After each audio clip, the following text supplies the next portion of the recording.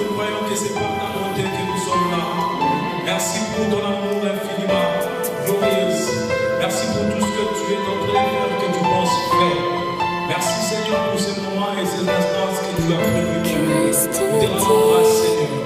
Parle-nous au nom puissant et glorieux de notre Seigneur. Que tout soit parti en fumée.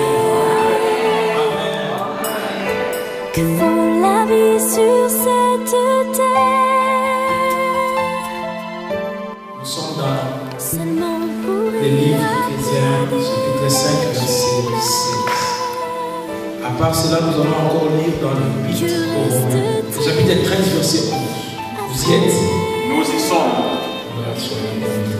après quand tout se sera. Rajoutez le temps car nous sommes. Chez moi, dans ma version, il est écrit qui savent profiter du temps que Dieu leur laisse. Les jours que nous vivons sont mauvais. Bien-aimés dans le Seigneur, nous sommes dans un moment très difficile et très critique de l'Église. Amen. L'Église, à ce temps de la fin que je suis en train d'annoncer déjà, a besoin des hommes comme des Jean-Baptiste. Amen. L'Église a besoin des seconds Jean-Baptiste. Des gens qui sont là que pour réfléchir comment préparer la seconde ou le retour de Jésus-Christ. L'Église n'a pas besoin de gens qui ne parlent que de choses terrestres. Vous allez comprendre avec moi que l'Église est devenue plus terrestre que céleste. Et nous avons besoin de gens qui ont le temps de réfléchir sur ce temps que nous sommes. Et je bénis le Seigneur pour ce thème. Et je bénis le Seigneur pour cet homme qui est un second Jean-Baptiste, qui prépare le retour de notre Seigneur Jésus-Christ. Parce que le thème que nous sommes en train de parler est à caractère eschatologique. Amen. Qui parle du temps de la fin.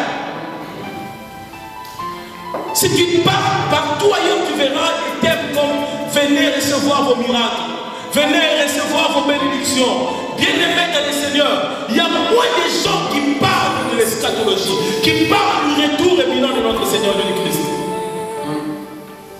C'est pourquoi tu vas voir, beaucoup de gens ont vu des affiches, mais ne sont pas venus pour voir. Parce qu'ils ont besoin d'écouter ceux qui font du bien à leurs oreilles. Ils n'ont pas besoin d'écouter les signes des temps. Et je bénis le Seigneur pour ta présence. Rachetez les temps, car les jours sont mauvais. Ce thème a deux parties. Et je vais commencer par la première partie, racheter les temps. Et avant même que je dise ça, bien aimé dans le Seigneur, je veux que nous puissions comprendre quelque chose.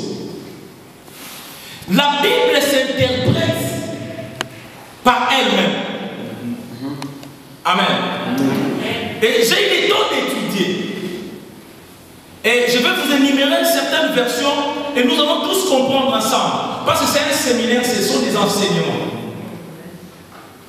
Nous allons comprendre ensemble quelle est la pensée de l'auteur, l'apôtre Paul, par rapport à ce qu'il vient de nous dire. Parce que lorsqu'on dit racheter les temps, où est cette boutique, ce magasin où on vend les temps? Quand est-ce qu'on a vendu les temps? Et où est-ce qu'on a vendu les temps qu'on va encore acheter? Et nous allons comprendre que c'est un sens figuré. Il faut que les gens qui ont la révélation puissent comprendre qu'est-ce que l'apôtre Paul était en train de dire à l'église de l'Éphèse. Dans la version Louis II, il est écrit rachetez les temps car les jours sont mauvais. Ça vous connaissons d'ailleurs, c'est dans nos affiches. Mais écoutez un peu la version d'Arby, qu'est-ce qu'il dit? La version d'Arby dit saisissant l'occasion parce que les jours sont mauvais. Donc nous commençons à comprendre que racheter les temps veut aussi dire saisir les occasions. Parole de vie dit ceci. Profitez du temps que Dieu te laisse. Car les jours sont. Nous commençons à comprendre petit à petit ce que signifie racheter les temps. Parce que la parole de Dieu dit, profitez du temps que Dieu te laisse. Pendant ce temps, nous ne comprenons pas, Seigneur, nous ne comprenons pas, bien aimé, pourquoi Dieu nous laisse en vie jusque-là. Ton ami est mort l'année passée, mais pourquoi toi tu es encore à vie? C'est parce que tu es en bonne santé, c'est faux. Mais Dieu te laisse un temps que tu dois en profiter. Je peux avancer. Amen. Et j'ai encore lu la version Semeur. La version Semeur dit exactement presque la même chose avec la parole de vie.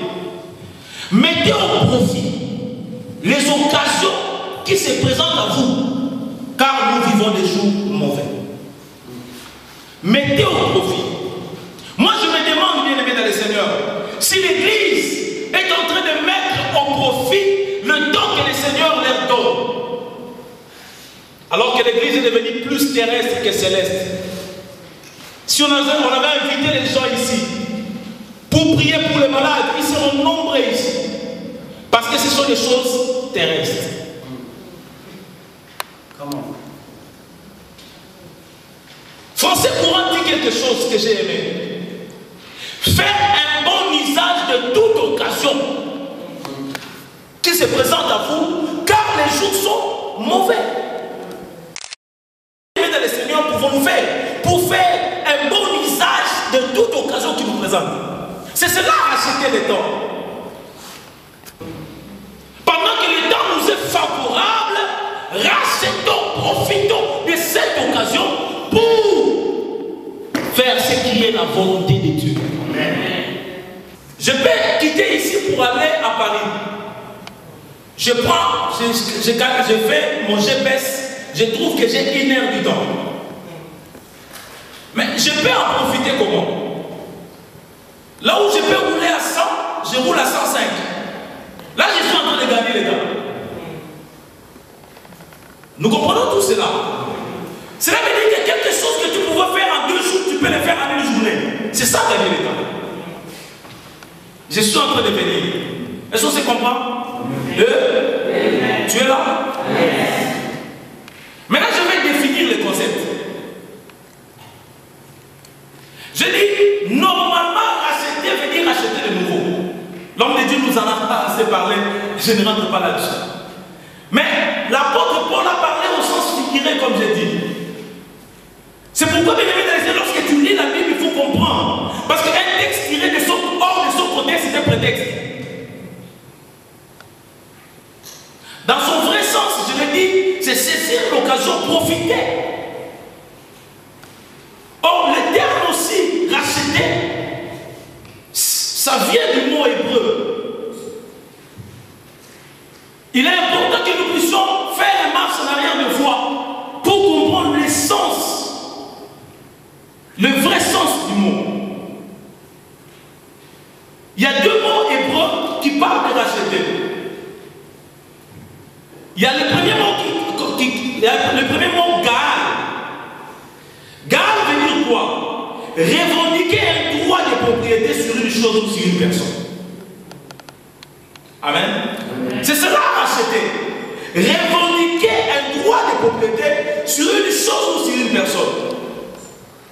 C'est pourquoi, bien aimé dans le Seigneur, pendant ce temps que toi tu es distrait par ce que tu es en train de vivre dans ta vie, tu es distrait par la réalité de ce monde, mais il y a une personne qui veut racheter à tout prix, mais qui veut revendiquer à tout prix. Il s'appelle Jésus-Christ et il a besoin de toi. Il a besoin qu'il se sert de toi pour gagner les âmes. Pendant que l'église dort, je suis en train de venir.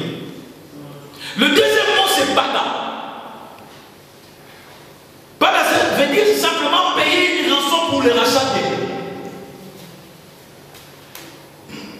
Et par rapport à ce mot Pada, nous avons compris que pendant que l'église est en train de dormir, j'ai béni le Seigneur lorsque j'ai lu la parole de Dieu. Dans le verset 14 du même chapitre 15, il est dit, réveille-toi, toi qui dors. Relève-toi d'entre les morts et Christ t'éclairera. Donc cela veut dire quoi? Il y a quelqu'un qui veut éclairer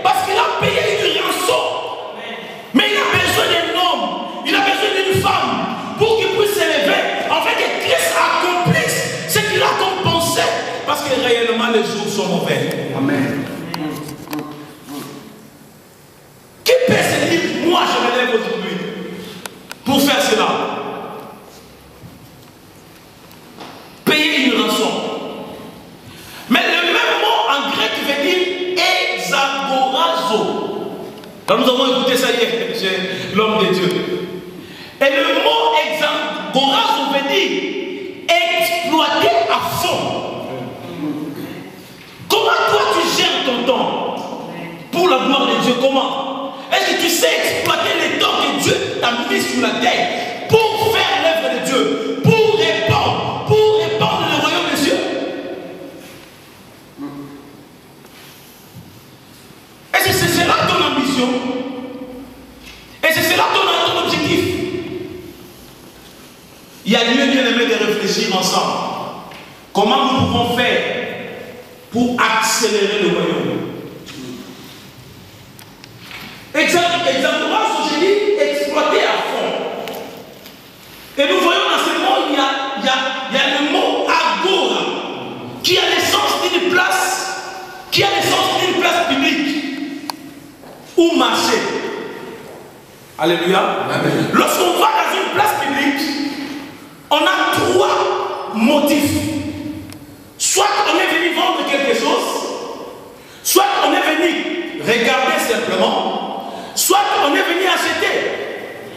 Et le mot agora nous donne l'essence d'une place publique ou d'un marché. Cela veut dire quoi? Le temps est arrivé où toi tu ne peux pas casser la gloire de Dieu en toi. Tu ne peux pas casser que tu as reçu Christ. Il faut mettre le Seigneur au marché. Il faut répandre l'évangile du Christ. Le temps est arrivé où nous devons nous lever pour prêcher l'évangile. Tu ne peux plus cacher cela. Mais je suis allé dans un marché, le marché d'Argentine. Malheur pour moi, c'était un dimanche le matin, à 8 h, où j'ai vu les âmes sauvages, les musulmans. Ils plévinaient, mais ils étaient là, en train de vendre l'image de leur grand prophète, en train de parler de leur grand prophète. Pendant ce temps, les chrétiens dorment. Pendant ce temps, les chrétiens sont en train de regarder le prix des choses, alors qu'eux, ils sont en train de faire le travail. Nous avons un produit qui est un produit nécessaire. Pendant que le monde meurt, mais nous avons un produit. Ne cachons pas ce produit. Ce produit, c'est Jésus-Christ. Nous voyons même les nations. Ils prennent un volet, un bandit. Ils le mettent en prison. Toi, tu vas faire 2 ans de prison.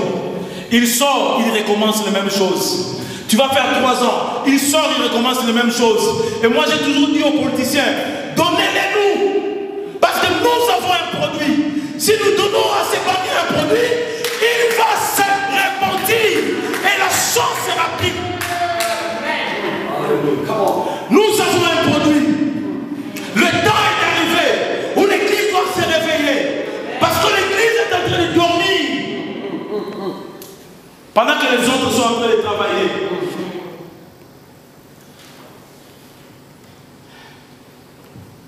Ici, l'apôtre Paul nous fait entrer dans le monde des affaires ou des commerces. C'est pourquoi l'Église avait dit, je suis en train de faire les affaires de... Quand est-ce que toi tu feras les affaires de ton père? L'apôtre Paul nous fait entrer dans un terrain des affaires ou des commerces. Tu as un produit que tu dois vendre à 0 €. Mais ce produit-là guérit. Ce produit-là bénit. Ce produit-là délivre. Ce produit-là élève.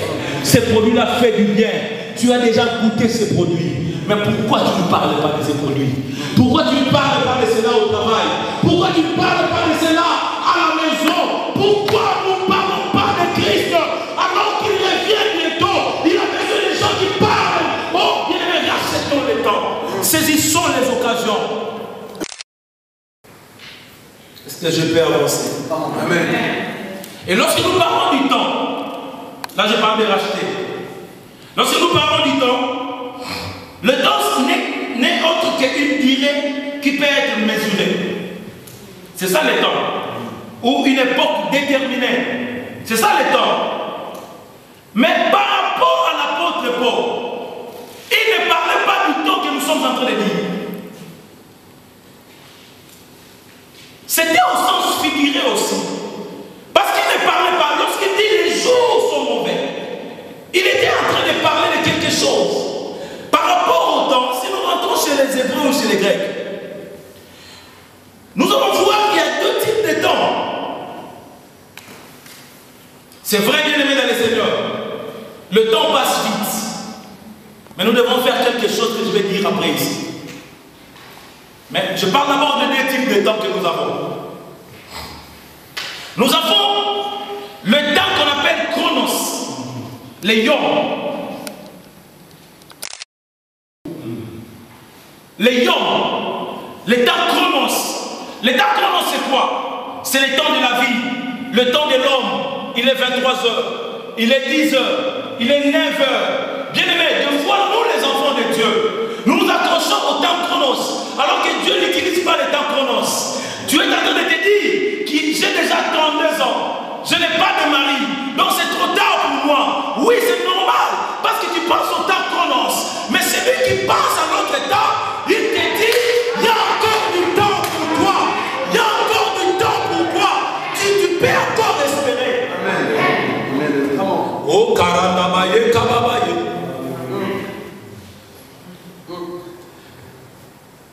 Et lorsque nous parlons de racheter le temps, nous voulons parler au juste de quel temps? C'est le deuxième temps. Le temps qu'on appelle Kairos, qui veut dire le temps de Dieu, ou le moment précis. Alors nous, qu'est-ce que nous pouvons faire? Nous comprenons que nous devons gagner les chronos au profit de Kairos. Nous devons tout faire pour gagner les chronos au profit du kairos. Cela veut dire quoi?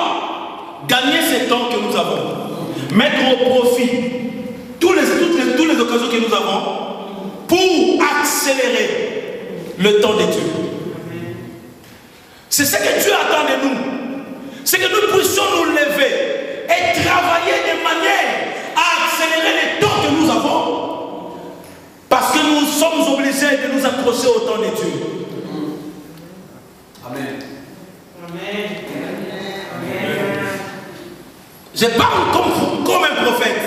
Je suis en train d'annoncer que les jours qui arrivent, ce sont les jours très mauvais. Et nous devons comprendre ce que nous sommes en train de dire. Bien-aimés dans le Seigneur, l'apôtre Paul était en train de parler à une église. Mais l'église d'Éphèse n'existait plus. Mais aujourd'hui, l'apôtre est en train de parler à l'église Bethel. Amen. Amen. Mais voyons un peu, bien-aimés, quelques caractéristiques de l'église d'Éphèse. Qu'est-ce qui a poussé l'apôtre Paul à écrire ces choses? Quelles sont les caractéristiques? Il y a beaucoup, mais j'ai énuméré certaines caractéristiques. Et malheureusement, je vis que les caractéristiques-là se retrouvent parmi nous encore en ces derniers temps. Mon Dieu, voilà pourquoi nous n'avons pas seulement des maisons de pasteurs qui peuvent faire des séminaires pour des miracles. J'aime les miracles parce que je suis un homme de miracles. Mais nous avons besoin, en ces temps de la fin, le pasteur qui parle, qui explique à quel temps nous sommes, à quel temps l'église est en train de traverser. C'est cela que moi j'appelle les seconds Jean-Baptiste qui préparent le second retour de notre Seigneur Jésus-Christ.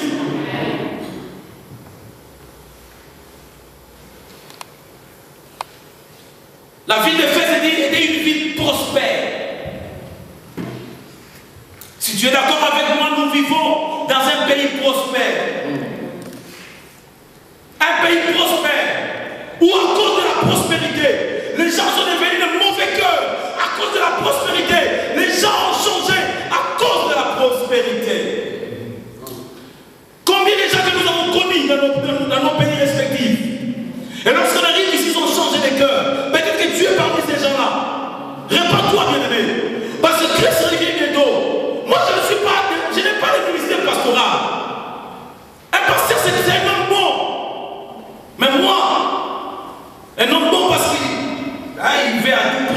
normal, c'est le pasteur. Mon bas te lit, pas tes nous disons. Mais moi je suis un évangéliste qui te dit la vérité, qui te perce. C'est la vérité, réponds-toi. Ne regarde pas cette prospérité. L'Europe n'est pas le ciel. L'Europe n'est pas le paradis. Réponds-toi. Que la prospérité de ce pays ne t'engloutit pas. Que ce que tu es en train de vivre maintenant, ça fait 10, 15 ans, 20 ans, tu n'as mangé pas le McDo. Tu arrives ici, tu manges le McDo, tu penses que tu es devenu Dieu. Tu es arrivé au paradis, c'est faux. Répands-toi. Que la prospérité ici ne te distrait pas. Et la ville d'Éphèse était une ville prospère, où les gens étaient en train de regarder que leur prospérité, leur compte en banque, leur chèque, que tu n'aimes même pas mettre cela au profit de l'avancement du royaume. Vous pensez que nous pouvons encore rentrer à l'époque où on était en train d'évangéliser dans les rues? Mais non, à ce temps de la fin où le Seigneur a donné les enfants de Dieu l'intelligence, nous devons faire plus que cela. Pourquoi pas toucher les médias? C'est pourquoi je dis à toi qui vas me suivre, répands-toi parce que le Seigneur arrive bientôt. Pourquoi ne pas mettre le moyen au profit de l'Église pour répandre l'évangile de Christ? Écoutez bien aimés, de la même manière que toi, tu es devenu hostile au bar et au bar, là on fait les mauvaises choses. De la même manière, les païens sont hostiles à l'église. C'est pourquoi tu as donné les invitations, ils ne sont pas venus. Il faut sortir du cadre et aller chercher les païens là où ils sont. C'est là la mission. À ce temps de la fin, l'église ne fait plus la mission. L'église est devenue des missionnaires.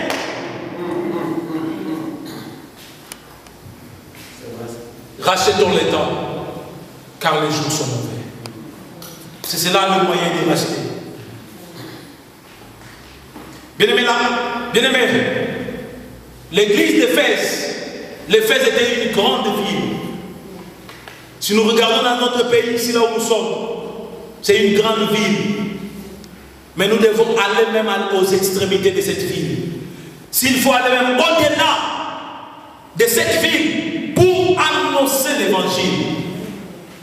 Si nous pouvons mettre même les moyens, même les médias, là où nous ne pouvons pas arriver, les médias peuvent arriver, pour que tout le monde au moins écoute l'évangile de notre Seigneur Jésus-Christ.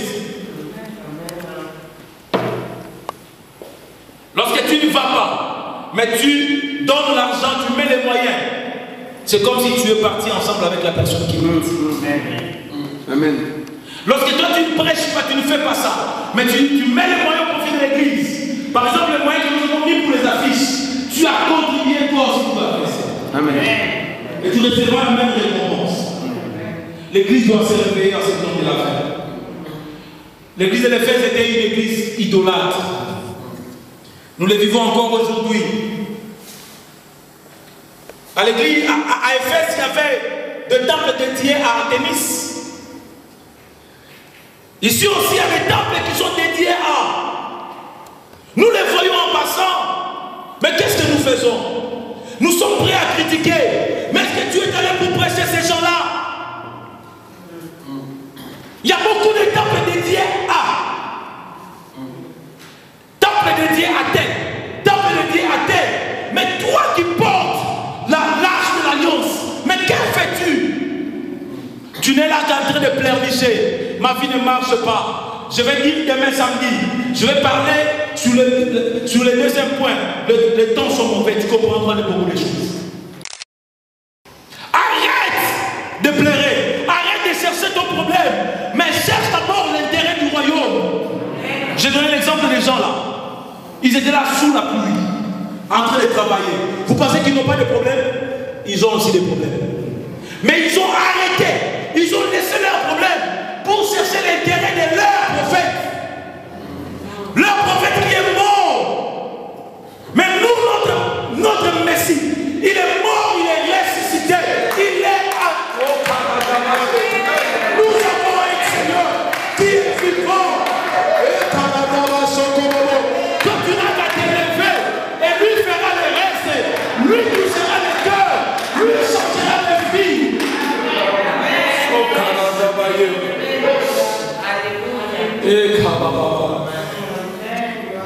Bien aimé, l'idolâtrie, c'est aimer avec excès. Pose-toi la question, qu'est-ce que toi tu aimes avec excès? Si tu n'as pas un bon ami, tu ne viens pas à l'église. Donc tu aimes les amis avec excès. Tu aimes ton mari avec excès. Tu aimes tes bijoux, ta femme avec excès. Tu commets l'idolâtrie. Tu commets l'idolâtrie. L'idolâtrie sous toutes ses formes, nous la commettons. Nous ne donnons pas la première place au Seigneur. Ce n'est pas un hasard que lorsque nous lisons la Bible, nous voyons dans la Bible, le premier verset de la Bible est écrit au commencement Dieu. Point virgule. C'est là qu'il y a toutes choses. D'abord, le commencement, c'est qui? Dieu. Si tu ne laisses pas la première, la priorité de ta vie, Dieu, tu es idolâtre. Réponds-toi. Ils avaient un amour passionné à leur divinité. Toi, ta passion, cet amour passionné, tu la donnes à qui? Tu la donnes à qui? Tu as tout le temps des excuses, tout le temps des explications. Alors que Dieu veut former une armée puissante pour aller annoncer l'évangile partout. C'est malheureux, Église. Église, nous devons nous réveiller. À Éphèse, il y avait une déesse de fécondité qui s'appelait Diane. Combien de femmes dans ce pays qui se comportent comme déesse à la maison? Aujourd'hui, il y a des divorces par-ci par-là parce que la femme se comporte en déesse à la maison. Répands-toi. Parce que les jours sont mauvais.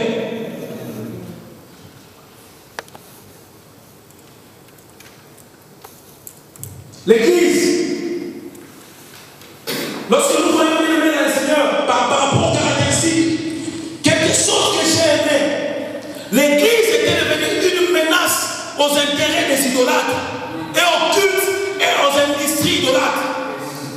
Mais est-ce qu'aujourd'hui en France, nous pouvons nous dire que l'Église devient une menace pour les occultes? Nous ne sommes pas encore arrivés à ce temps-là. C'est pourquoi toi et moi, nous devons nous lever pour que l'Église devienne une menace pour les occultes. Nous voyons les autres s'imposer, mais les christianismes ne s'imposent pas. Tu n'es là que pour regarder.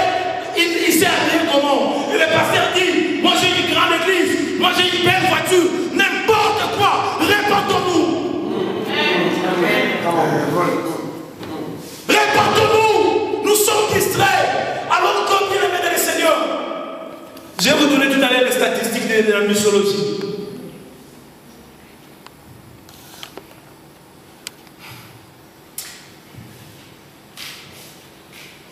C'est ce que Dieu attend de l'Église dans ces temps de la fin. L'Église s'élève et devient une menace. Que les occultes disent que non, nous ne pouvons plus. Parce que les églises se sont levées. Parce qu'il n'y a pas la persécution. Il n'y a pas encore la persécution.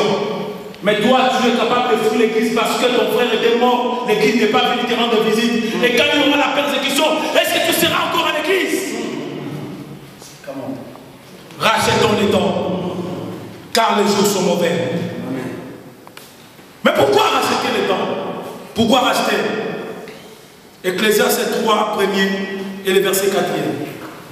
Ecclésiaste 3, premier et le verset 4e. Le pasteur Jules va préparer pour moi, avec beaucoup de respect, Romains 13, 11. Je suis en train de répondre à une question. Pourquoi racheter?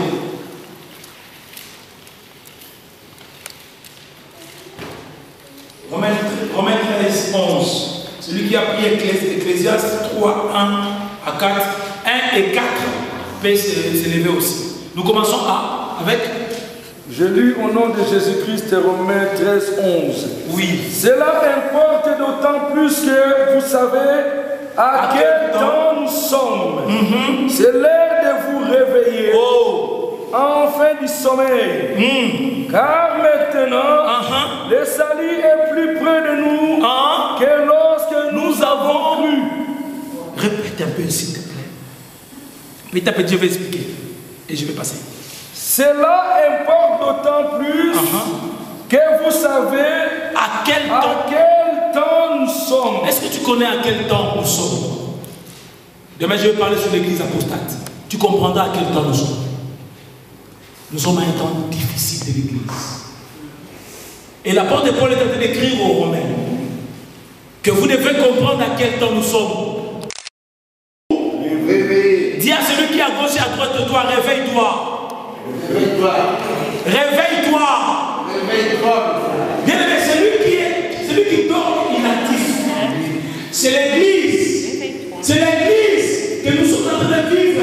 L'église est devenue inactive. L'église est devenue inactive. Tu peux poser la question, mais il ne répondra pas, ne pose même pas. Combien d'âmes tu as donné depuis que le mois a commencé? Tu comprendras que l'église est inactive.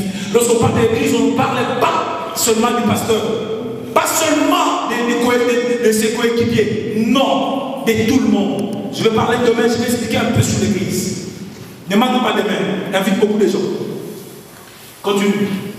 C'est l'heure de vous réveiller enfin du sommeil. Regarde, il dit enfin. Moi, je n'ai pas cette idée, mais vous comprenez c'est quoi enfin? Donc, vous avez assez dormi, mais c'est l'heure enfin de vous réveiller.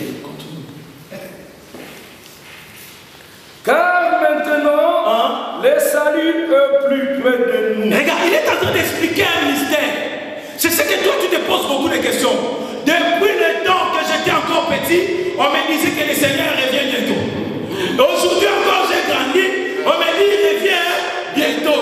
Quel est ce bientôt élastique? Tu as ta réponse.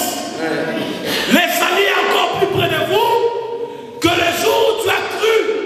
Lorsque tu vois les signes, oh, un jour on va parler sur l'eschatologie. Tu comprendras que nous sommes au temps de la fin. Les signes s'accomplissent.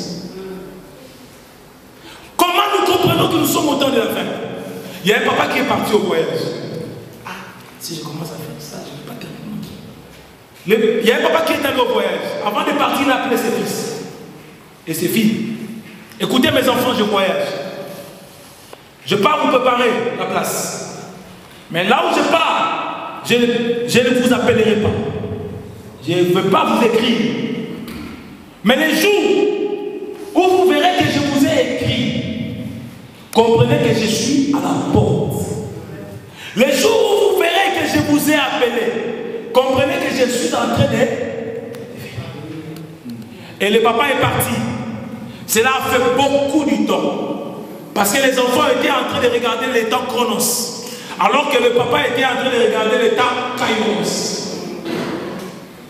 Et un jour, alors que l'un des fils était parti à Marseille, l'autre est allé en Italie, et l'autre fille est allée en Belgique, les autres sont restés. Et passé beaucoup de temps, le papa a écrit une lettre. Et ceux qui étaient à la maison ont dit, il ne nous avait pas dit quand il viendra, mais il nous avait donné des signes. Comme nous avons vu ces signes, c'est que papa fait venir. Nous devons appeler nos frères et nos soeurs. Ils doivent rentrer. C'est à ce temps que nous sommes. Continue.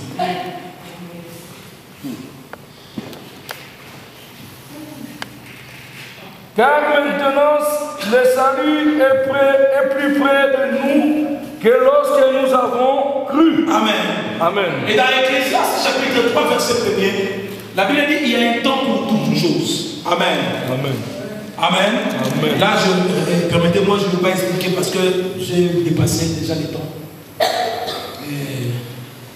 Comment alors nous devons racheter le temps? Ça, c'est aussi une question que d'aucuns se demandent, se posent. Lorsque tu as vu ta fils, tu t'es posé cette question.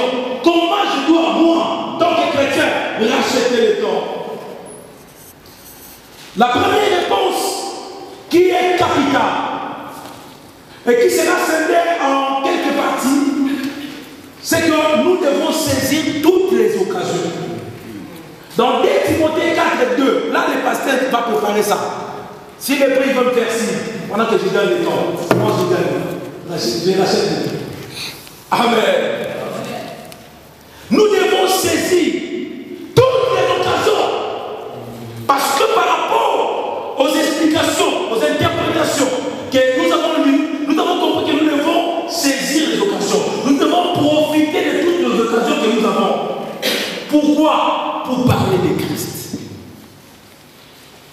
La première des choses, tu es déjà là. Merci. Il peut lire. Je lis au nom du Seigneur. Prêche la parole. Prêche la parole. Ça, c'est l'apôtre Paul qui parle à son fils Timothée. Aujourd'hui, Timothée ne parle à c'est toi et moi. Insiste à toute occasion. Insiste à toute occasion. Favorable ou non. Favorable ou non. Reprend, censure, exhorte, avec toute douceur et à l'insuffisance. Regarde, avec toute douceur. Mais on nous dit, prêche la parole à toute occasion. Et l'apôtre a continué pour dire, parce qu'il a voulu répondre à ta question là. Parce que lorsqu'on te dit prêche la parole, tu te dis, je n'ai pas l'occasion. Les occasions ne me sont défavorables. Il a dit, à toute occasion, il a expliqué, favorable ou non. Cela veut dire quoi? Le temps est arrivé où tu dois t'élever, aller appuyer à l'interphone. C'est qui? C'est moi. Mais qu'est-ce que tu veux faire? Je ne connais pas. Je suis venu te prêcher Jésus-Christ. Les témoins de quoi, ma France? J'ai dit ça parce qu'ils ne sont pas les nôtres. Tu comprendras ça? Je crois que l'homme déjà prêché ça. Ils le font. C'est pourquoi Christ dit, les enfants de la lumière. Alors que les enfants des ténèbres le font, mais nous refusons de faire cela. À cause de multiples raisons. Nous sommes plus terrestres. Nous ne cherchons pas premièrement le royaume des cieux, mais nous sommes en train de chercher deuxièmement le royaume des cieux. Or la Bible ne dit pas chercher deuxièmement le royaume des cieux. La Bible dit chercher premièrement. Le temps est arrivé où tu dois oublier que tu es très belle, mais aller prêcher l'évangile, utiliser ta bonté pour l'évangile. Le temps est arrivé où tu dois oublier que tu as beaucoup d'argent, mais utiliser ton argent pour la cause, pour la seule cause, et la cause du royaume.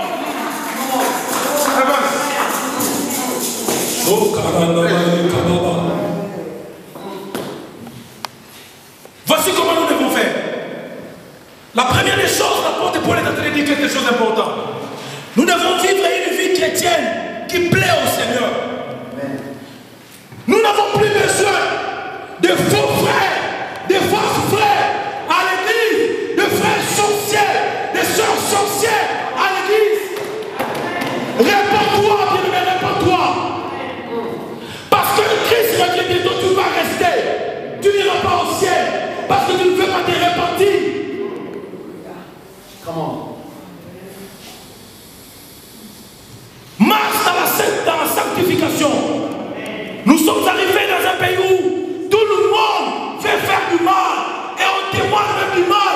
La Bible dit, malheur à vous qui appelez bien mal, qui appelez mal bien.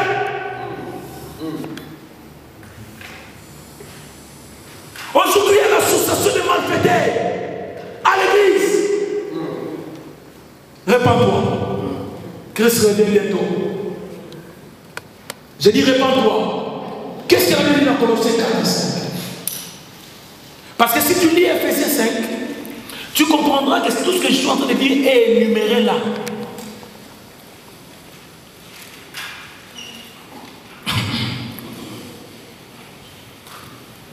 Colossiens chapitre 4, verset 5, la Bible dit ici. Conduisez-vous avec sagesse envers ceux dehors et rachetez le temps. Voilà. Il est écrit, sans la sanctification, personne ne verra le Seigneur. L'église est la colonne de la vérité. Nous devons prêcher cela. Que ça ne t'ungisse ou pas, nous devons prêcher la vérité. Laisse ce mari-là, il est le mari d'autrui. Répands-toi. Nous n'avons pas besoin de votre approbation. Nous avons besoin de l'approbation de lui-même. C'est lui qui nous a appelés.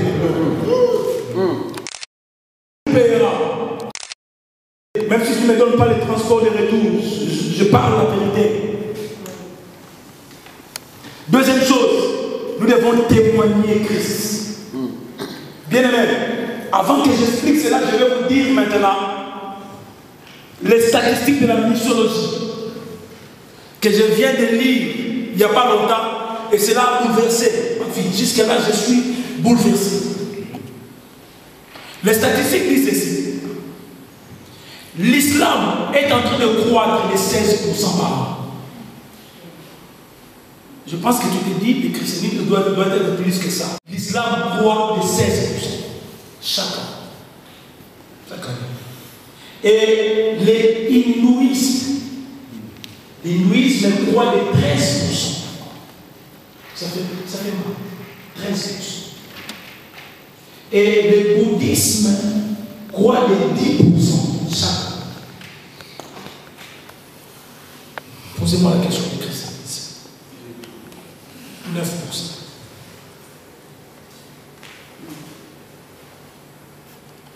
Ah, vous comprenez pourquoi j'ai crié ici? Parce que je savais ce que je suis en train de dire. 9%. Parce que l'église est distraite. L'église ne travaille pas. Nous ne prêchons plus Christ. Nous n'entrons plus dans les marchés pour vendre notre produit. 9%. Tous ceux-là qui n'ont pas le vrai Dieu, 16%, 13%, 10%. Malheur, Église, malheur, alors que le Fils de l'homme arrive, l'Église dort. L'Église est devenue plus terrestre que céleste. Nous devons témoigner. Et c'est cela la volonté du Seigneur en ces temps de la fin. L'apôtre Paul a dit, Éphésiens 5, 17, que nous devons faire la volonté du Seigneur. Voici donc la volonté du Seigneur, c'est témoigner le Seigneur jusqu'au prix du sang. Écoutez bien le Seigneur. Lorsque tu lis Actes chapitre 1er verset 8, d'abord je vais énoncer quelque chose. Si tu ne veux pas faire Actes chapitre 1er verset 8, Acte 8 premier te suivra, que tu ne le veuilles pas. Je répète pour dire, si tu refuses de faire Acte chapitre 1er verset 8, Dieu va t'imposer Acte chapitre 8 verset 1. Maintenant, les hommes de Dieu vont lire ça. Comme ça, vous allez comprendre. Pendant qu'ils sont en train de chercher, dans Acte chapitre 1er verset 8. Acte 1er verset 8. Lisons cela. La Bible nous dit ceci. Mais vous recevez une puissance. Voilà. Le Saint-Esprit survenant sur vous et vous serez mes témoins. Calmez-vous. Vous recevez une puissance. Je crois au miracle et je suis un homme de miracle. Mais la puissance du Saint-Esprit, cela n'est pas d'abord pour guérir le malade. Ce n'est pas d'abord pour faire le miracle. Mais c'est d'abord pour témoigner. Vous recevrez une puissance. Et le Saint-Esprit surviendra sur vous. Et vous serez mes témoins. Où? À Jérusalem. Dans toute la Judée. À Corbet. Dans la Samarie. Et jusqu'aux extrémités de la terre. À Paris. Et jusqu'à les extrémités. Lorsque les disciples étaient en train d'écouter cela, et ils n'écoutaient pas ça en français. Le mot témoin en français a diminué la grandeur de ce que le Seigneur était en train de dire. Le mot témoin en grec veut dire martyr. Donc quand les disciples écoutaient cela, ils n'écoutaient pas témoin, mais ils écoutaient martyr. Or, nous voyons même dans ces pays, si tu veux être témoin, tu risques d'avoir beaucoup de problèmes parce que tu es témoin.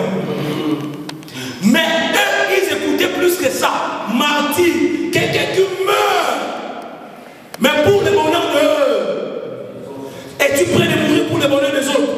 Et le Seigneur les a dit, vous serez mes martyrs. C'est pourquoi tu verras, parmi tous les disciples, il y a seulement une seule personne qui s'appelle Jean, qui est mort de maladie.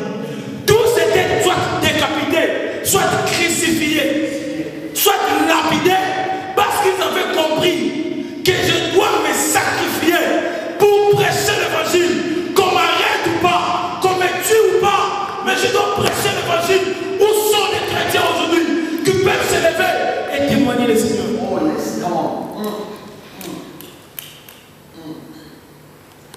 vous serez mes témoins.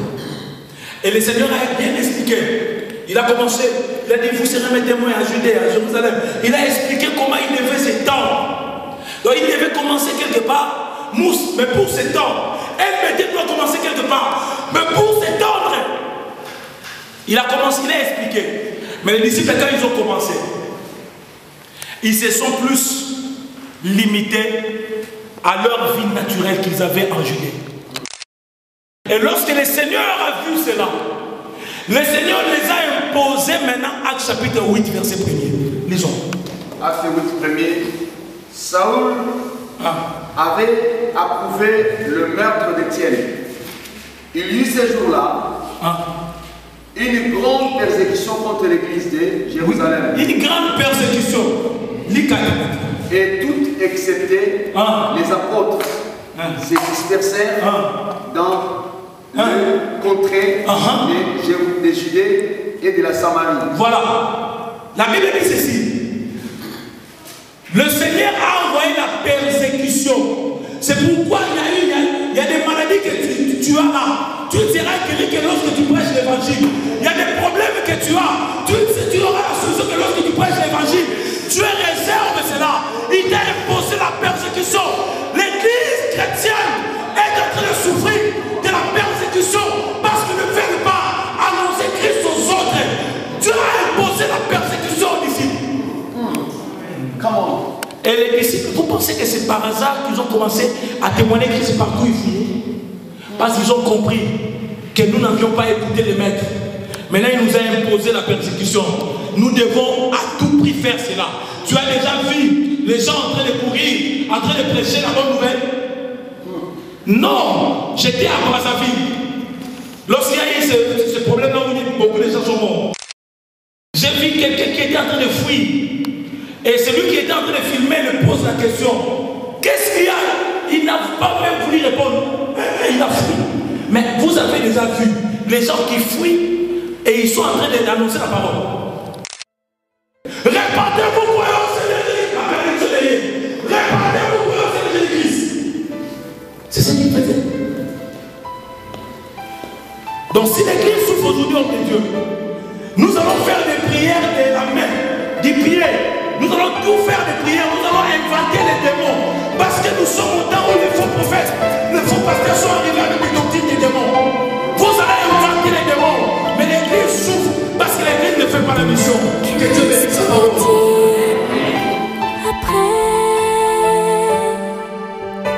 Après que tout soit parti en fumée, que vaut la vie sur cette terre? Seulement courir après des chiens.